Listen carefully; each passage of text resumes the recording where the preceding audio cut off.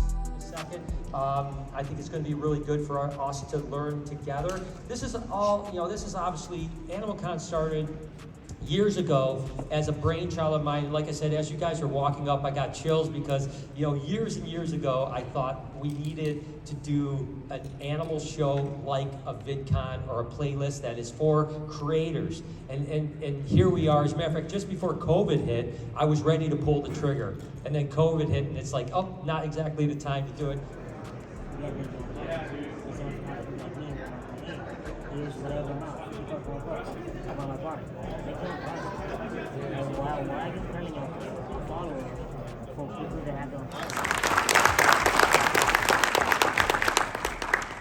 So this panel is called 11 a.m. main stage, or success. Zoo started out breeding snakes mostly, had a pet store, basically decided that I wanted to breed snakes, and I ended up focusing on reticulated pythons after Burmese, and so I made a lot of different colored phases of reticulated pythons, so that's kind of my passion, still is. It's kind of taken a little bit of second seat right now, just social media, because I feel like my voice is so much louder online, and I'm already loud enough. He's the only one louder than me. I watch this stuff and I love it. And so at the end of the day, I think that these, being an influencer with animals gives them a lot of people to start to love animals. And, people kind of don't understand social media sometimes, and they think, like, oh my gosh, that big python struck at you. Or that platform to other platforms without losing focus of the platform that got you to the dance in the first place. And I want to start off with Brian. First off, I want to give a shout out to Forrest Galante in the back. He's a huge guy. If you guys don't know this guy, he is going to be the face of conservation on Discovery Channel and Animal Planet for the next 10 years, 20 years. So this guy, it's an honor to have you, man. So thank you for coming, Dave.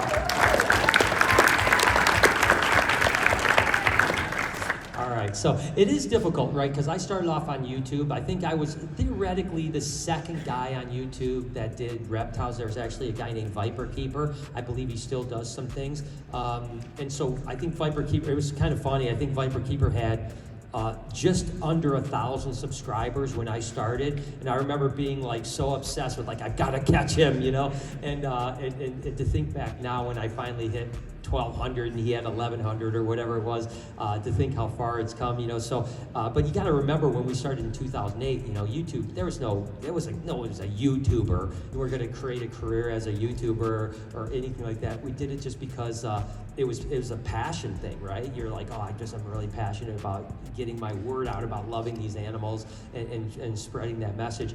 And then of course Facebook came around, and then ultimately Instagram came around. Sometimes, because I don't want to go for something that people misunderstand. So I think I've cost the growth of my YouTube channel because of not wanting to do a lot of clickbait. Although clickbait is incredibly useful to bring attention to you. So where's that fine line? Well, do I collect my audience and then start educating them, or do I just stay a little bit more on the boring conservative side? And I'm still kind of, I'm struggling with that. But reading some of the comments when I do clickbait, and if I try to have thoughtful content with all of my animal socialization stuff, and I do something stupidly in their eyes, they're the first person to jump on you. So I kind of, I struggle with that a lot, and it definitely costs your channel some of its base and its views. But then, you know, if you start doing that, you can also lose your base too. So, but being sensational, maybe I can do that a little bit better on Instagram. I like to offer a lot of you guys to start a podcast as opposed to like a vlog or a get out there and handle this snake type of video that everybody loves watching. So Jeremy, we'll start with you. What inspired you?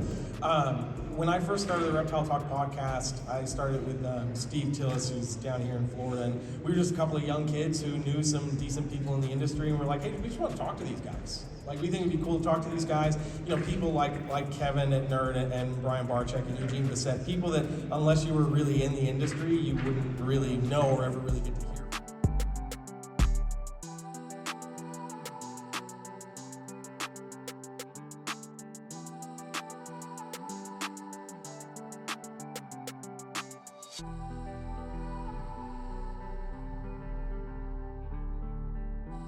The way they want to speak, and it gives me a great opportunity, and that's why I answer my own DMs. But like I said, trying to keep up with that has pretty much been impossible the last 18 months. Beginning of COVID was about before COVID I actually could keep up with my DMs, but after COVID it was just impossible. So that's when I found out it was just too rough. Okay, thank you. My name is Mike Holston. I have Instagram and YouTube, TikTok as a Real Tarzan. I started social media about 5 years ago, about to be 6 years coming up this March. And believe it or not, I was a caveman before all this social stuff. You know, I had like an Android and my phone would break or crack. And by the way, Yeah. Mike, can I tell a quick story? I went down to visit Mike. He was working at Underground Reptiles at the time, and we were together, and I just immediately knew something was special about him, you know? And I remember we were driving in a car, and like you had like your second Instagram video blowing up as we were driving, and like people were calling on the phone, like agents were calling, like, I want to do a show for you on Nat Geo. Remember that? Yeah, so crazy, man. I remember that. I never forget that, by the way. How many million did you get when you did Sponsored by Moose Milk. It's Epic Swole. And sometimes I get very frustrated with the customers, so Vinny has to come over here and be abusive to make-believe customers to show you that I'm really frustrated. So you know what I'm talking about, Moose Guzz. You'll be, oh, I can't even say it. I'm not always politically correct, but I will say, in my social media career, I know it's epic and I'm huge. You must sometimes, all the nutrient massiveness, I have a team of Canadian milking bull mooses. And that is the source of all my epic protein that I render, and I make huge money. But you have to have a sense of humor if you want to do this, because otherwise I think daily I will cry. And that is all. Medication. So the goal is to take your fish out of the environment that it's in, put it into another environment, and then medicate that environment so that it's separated from the main environment. hospitalization. There's also some sicknesses, though, that once one's got it, they all got it. The other side, or things like that. We actually have one really large enclosure. I think it's like 30 feet long or so. We put a couple females in there. 40 feet long, is that? Yeah, it's big. There's only specific ones that will go in there because they stop eating. These pythons are long, they're really vulnerable. If just thinking about it, if a predator can come and get their tail, you're never gonna find them stretched out. That's not how they work, that's not their intentions, because that is a very vulnerable state for them.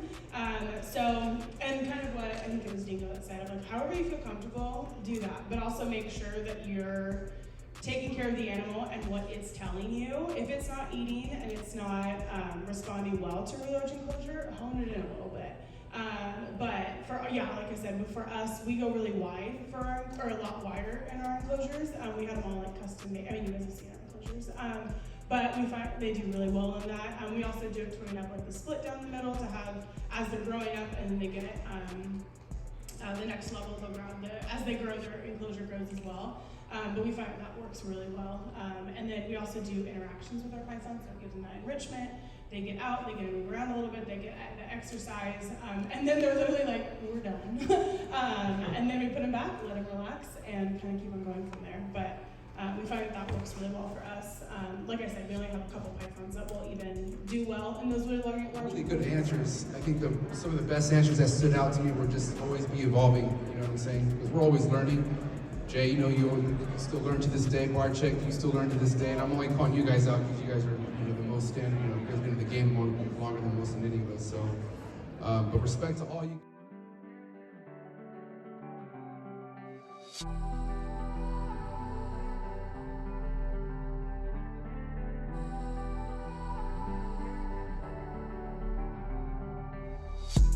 How was your guys' day today? It's good. Yeah. We're gonna introduce ourselves. So, yeah, who are you My guys? name's Noah Barczyk. my name is Jay Barczyk. Both here. from the Reptarium, Yep, we're here at AnimalCon 2022. the largest animal convention in the world. In the world. Today, It's day 3. we got a couple of hours of sleep last night. Yep, we were doing Fun fun stuff. stuff. So today's the last day. We're gonna hit Gatorland soon. Gatorland soon. You Yep. ever heard of Gatorland soon? Gatorland. Gatorland soon. It's a little different than Gatorland Orlando. This is Gatorland VIP soon. party. VIP party. Benny, are you going? Me? No, I'm gonna have to head out early today. Head out early? Benny. I was gonna do it. I'm heading out around 7. Oh, my flight's at 7. We get it. We understand. We'll You're take from some Florida. videos for you. Huh? You're not from Florida? No, I'm California. California? What part of California do you live in? North Bay. North Bay. North Yeah, Bay, you know what that North is? San Bay. Francisco Bay Area? Yeah, my family was lives just in gonna Riverside, say- Okay. and my mom literally just moved from Long Beach like a week ago. Yeah, now she lives in Vegas. Yeah, I was thinking. Cheaper, you know? Did you go to any Golden State Warrior games? Oh like, yeah, during their prime? yeah. Like, Yeah. Are you guys, what team you guys go for? Detroit. Definitely, You too? definitely the Knicks. Yeah. But I like LeBron.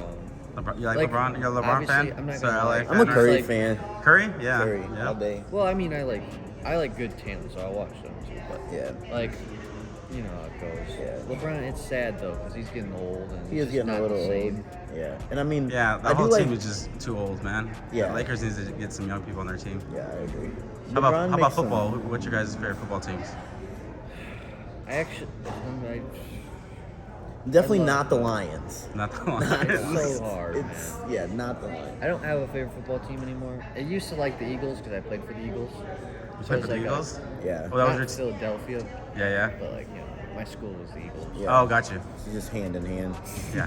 Those Yeah, So handshakes. like Michael Vick and Donovan McNabb. And, All the good guys, yeah. yeah, those are my man. I'm the Niners though, so that's like the OG I team. don't really watch football, so I don't really have Yeah, a The Not Niners, fair. legendary. Because you got freaking good teams in your Yeah, no. We have the Lions. Warriors. We got the 49ers, and then we got baseball. Huh? You have a baseball team? Giants. The Giants and Oh. A's. A's is across. Yeah. In You just Oakland. stay winning. Yeah. I know. All he does is win, win, win. So obviously, guys, I'm here at AnimalCon. Brian Barczyk is the one that threw this whole incredible event together. And if you don't know, I do all his filming and editing, and I'm also one of his best friends. So this is a very special thing for me because I've heard Brian talk about this from the day that I met him, and to see it finally dude, I'm like about to cry, bro. Like to see it finally come together and it be successful has been a dream come true. You know, it would have been a much worse car ride home if it didn't, for sure. But my favorite thing is being able to see all these friends that we've met over the last 3-4 years, and for Brian over the last 30 years of his life, all in one place. I mean, the energy here is incredible. Everyone's friendly. Everyone's inspiring, right? You know, we all work so hard to make messages for you guys about how incredible animals are, and to be around all these other people that have the same like mind is just incredible. But to be honest with you, my favorite thing of this entire show has been meeting Bionic Benny, baby. Much love, bro. Thank you, man.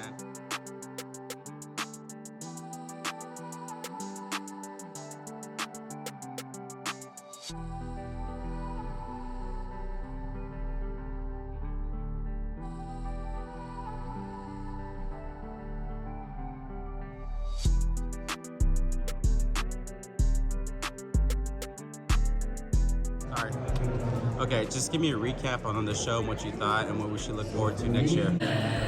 So yeah, honestly, I think everything is amazing. We're super happy with how many people turned out, both creators and pass holders that came to come and visit the people. I think we got a lot of great feedback, and we've got so many more ideas of how bigger and better things are going to definitely be next year.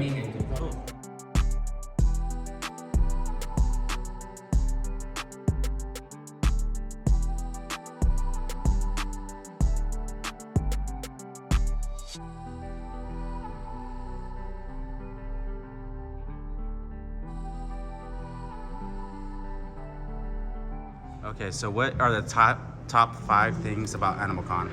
Top 5 things about AnimalCon. Okay, Bionic Benny, Bionic Benny, Bionic Benny, Bionic Benny, Bionic Benny. Okay, those are the 5. But if we're gonna go for 4 more, I would say being able to meet creators that I would never have been able to meet any other time, right? I live in the Great White North. I get to come down here and meet people. I think being able to share my love about reptiles and feel inspired about the other people's love about reptiles, that would be number 3. And number 2, I think the opportunity to see a bunch of animals in the wild that I've never seen before, right? I've never seen a wild, well, they're invasive, but chameleons or even anoles or land snails or anything else. And I think number 1 is just the opportunity. It's like a satisfying thing when a guy like a dingo walks up to you or an exotic walks up to you and they're like, hey, I like your channel, like I know who you are. It feels like a validation, like I'm doing this and I'm getting somewhere, and it's not just me screaming into the abyss at a camera. So those are my top 5 things about AnimalCon. Thank you, man.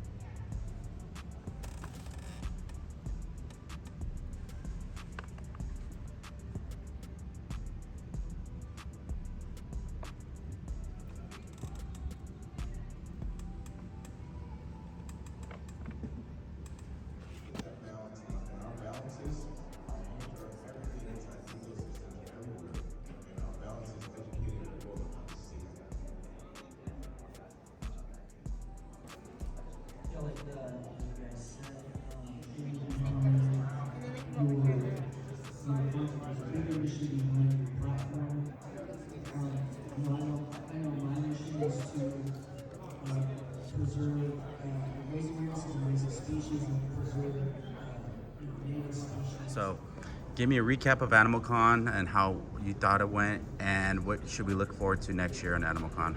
You know, I'll be totally honest. When we were doing AnimalCon, I didn't know what was going to happen, and if you would have asked me 3 weeks ago, I would have probably told you it was going to be a flop because it just didn't seem like things were coming together. And then yesterday, it came together, and to see so many people here and all the creators and everyone's so happy and so excited. It was really fun, and so I wanted 2 things from AnimalCon: for it not to flop.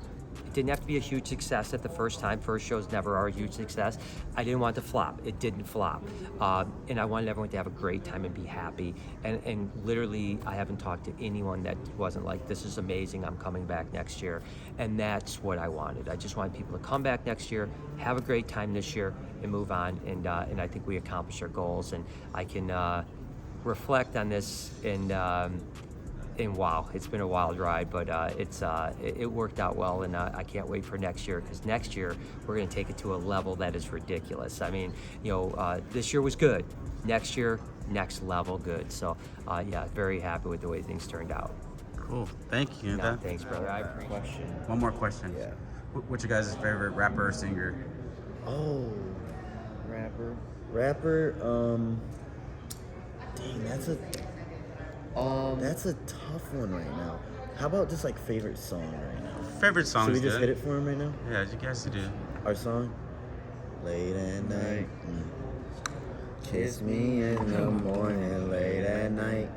As long as you come through, I'm gonna make you come over and over. I'm gonna treat you like I'm supposed to.